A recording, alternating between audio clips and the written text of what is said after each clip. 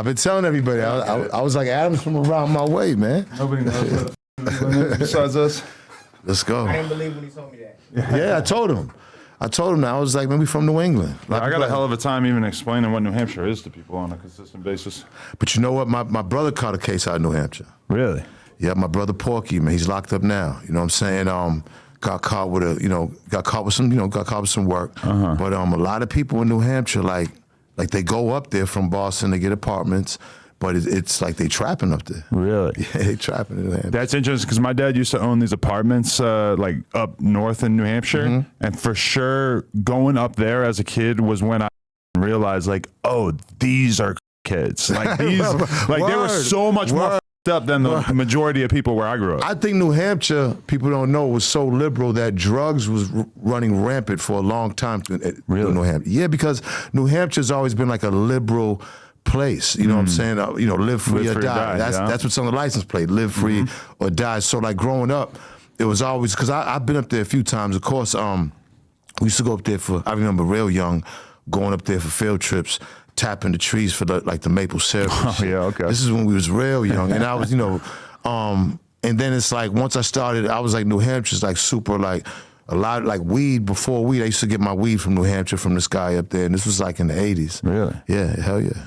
Yeah, so I leave for however many years when I moved to Brooklyn and Queens and shit.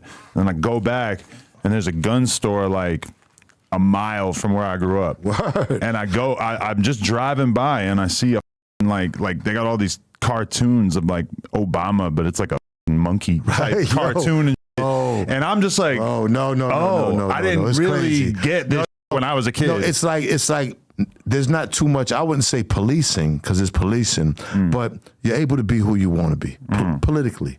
You're able to, you know what I'm saying? I mean, it's heavy Democrat up there, of course, I'm saying, but as far as you wanting to smoke, let it out, listen, whatever type of music you like, it just doesn't seem like, it just seems like how like Cambridge is. You know about Cambridge? Used to be in Cambridge a lot, yeah. New Hampshire and Cambridge have similarities to me. What do you think? Yeah. Culturally, I see it for sure. You know but New saying? Hampshire now, when I look at the polls, it's like almost split Trump-Biden, like very close. Trump's transcending. See, Trump's transcending to where is that you can't even base the polls on what they was when he comes in. Yeah. Because he jumbles shit up so much. Like, you know what I'm saying? Is he Republican? You know what I'm saying? Is he taking votes away from the Republican? You know what I'm saying? I seen something interesting. I seen Minister Farrakhan co-signing Trump.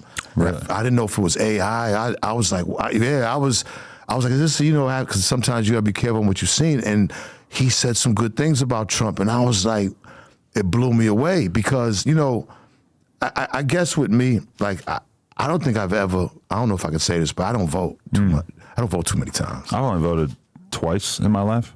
Really? Yeah, at 40 years old. Do you? Yeah, like what? Well, how come you don't think you like to vote? I mean, I don't know. I mean, I pay attention to the news and stuff, but enough to like really like well, I did through the mail one time. Okay. But the other time I had to drive downtown and pull Stand up to in line felt like I was waiting in line for the soup kitchen or something. Just to press a button for Hillary Clinton and then go home and talk about it on Twitter. I don't know. The only I remember, I think, going to the polls with my mother, she voted for Jesse Jackson. That was the only time I remember any voting or whatever. Boston was different. You know what I'm saying? We are pretty much the Irish run Boston. So they run the political office of Boston. Right. You know what I'm saying? I mean, still to this day. To this day. I mean, even like with the Whitey Bulger thing, people don't realize how like gangster this shit was. So Whitey's brother was Raymond Bulger. Raymond was the highest office, the state Senate leader in Massachusetts. Okay. When Whitey was on the run, when he first got on the run, they let Whitey win. All of a sudden, Whitey won the lottery, and then he goes on the run. Right. So it's like the treasurer's Irish, the guy that runs the lottery's Irish. If the mayor's not Irish, everybody around him is. The police commissioner is Irish. So it's like they let Whitey get a few million and get on the run. Interesting. That is crazy. Yeah, because I left New Hampshire at like 18, 19. So like my understanding of what it is to be a grown up, or never mind to be in the underworld, from New Hampshire is like non-existent. So like even when I would go back and I would be 22, 23, and my friends would want to go to clubs, and I'd be like, damn, like what the is it? Because I left at 18. I had no idea. Right. Nah, man. I mean, it's crazy because now, like, you know, as with the internet and as time's going, it's like, even New Hampshire, you're gonna go up there. They have a hip hop scene. You know what I'm saying? Like, and, you know, because like when you say now Vermont, I don't know. And I don't know about Vermont. I don't know if Vermont's yet. We did a No Jumper tour in New England in probably 2018, and we did play a show in Burlington. Y'all really in Burlington? It was quite small. All right. It was probably like 100 people. All right. Maine is popping. Yeah. Maine has a scene, but people here in New England, they don't know what New England is. Yeah, because it's hard to even explain how you have New York City, which is the home of hip hop, and then you drive 2 hours to Philly. Right. A lot of relevant hip hop artists from Philly throughout the years up to present day. Right. And, you know, you kind of drive in like a few different directions and hit cities that are very relevant in terms of hip hop. But then meanwhile, you drive 4 hours over to Boston, and it's not like there's nobody that's been influential or relevant in hip hop. 3 hours. I get on that 95. I think I pulled over in every city in Connecticut. Right. But I mean, it's kind of limited, and it's kind of hard to understand how a city that's so close, like one of the nearest closest large cities to New York City, and it just didn't really develop. What's your theory on that? They never accepted hip hop as a full-time radio station. Like how New York had Hot 97. No. Yeah, Jammin' was playing pop, and then they would throw some hip hop in, and they'd be pop and hip hop and pop, hip hop. You know? So it never really took on that full energy of hip hop, I think, that's needed to kind of shape a city. If Boston would have allowed for a hip hop station like a Hot 97, I mean, hell, you go to North Carolina and Charlotte has like 3 or 4 main radio stations playing hip hop in the city, like main. You know what I'm saying? You know, ones, you know, A stations in the city. And Boston Jammin' is not one. It's never been one. It's never going to be one. But that's the reason we've never had a radio station to represent the city. And we're in the top 10 media market, meaning as far as media, advertising stuff, but not in hip hop. Right. We would have to go to Providence just to go to hip hop shows, just to Providence Civic Center. They wouldn't, like the Fresh Fest, they would never ever come to Boston. Boston would never, like the Garden would never ever hold hip hop shows. Really? So never. Wow, I didn't know that. Run DMC could never, unless, you know, if they came with Aerosmith, you know what I'm saying? But hip hop, forget about it. So the Providence Civic Center used to hold all the Fresh Fest and everything, so we'd have to drive to the Civic Center. See, that's so interesting because it's a testament to the fact that the cultural institutions in a city essentially will help decide how prevalent the culture that develops out of them is. Yeah. A radio station is key. But everybody in New York City takes Hot 97 for granted, Power for granted. They don't give a fuck. Man, listen, especially in this day and age. Man, listen, when we used to drive to New York, as soon as you hit Hartford, Hot 97's signal was so strong, you'd catch it in Hartford. So Hartford's about an hour and a half away. So halfway there, you get Hot 97. Back then, you hearing that,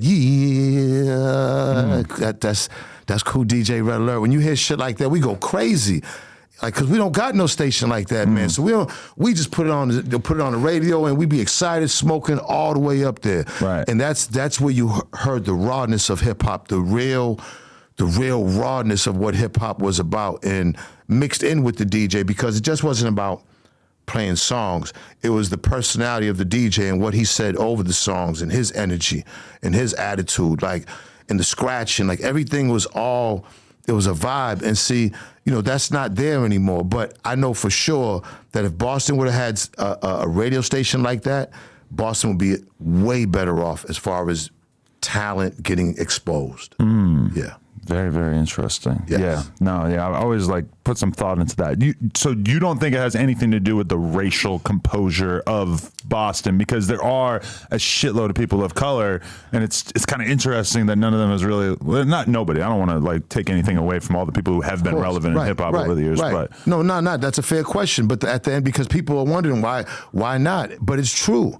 You gotta have like, they don't allow like energy to come up Now, you could say it's through black people, right? But hip hop is just too synonymous with black people. So it's just all the same thing. Like, if, they don't allow like showcases, and they just don't allow the energy. Like they've suppressed black culture in Boston. Now, we all know it's been a racist city. Like, there's just now a bunch of HBO specials and everything where people are watching, and movies where they're watching about the 70s busing and the segregation and desegregation. And it's like, wow, like, people were like, damn, this is how Boston was. I'm sitting with my girl. My girl's from Atlanta. All her family's from Atlanta, from the South. And I live in Atlanta. And, we've been watching these different Boston. There's a movie about like the busing. Long story short, she was like, damn, they're really racist up there. Now, this is somebody from Atlanta, you know what I'm saying that. And, it's like people don't, I think that Boston's media hit it. I don't know if they purposely hit it, but it just hasn't got out to the masses on how hard it is growing up black in Boston. And just not, and it transcends to hip hop. You know what I'm saying? With me, I was in the streets 24 hours a day. So this is when hip hop was in the streets. So, we doing block parties, we doing house parties, we battling, we at the roller skating rink. I mean, that's what hip hop was. It was always outside. It was an entertainment that was from the streets, in the streets, for the streets. And once it started taking on its thing, it's like Boston just didn't want to support it, and not just that, you could see like African-American bookstores, there aren't no anymore. They don't, even basketball, you can't necessarily have, they have a couple of basketball tournaments or whatever. Like Mike Bivens from New Edition, he just did a good job at really getting one going on again. But it's like, even the athletics, there's not a lot of Boston people in the NBA. You know what I'm saying? So it's like, it's just not hip hop. It's just anything that has to do with a black man that's grown up in Boston. It's hard, man, Adam.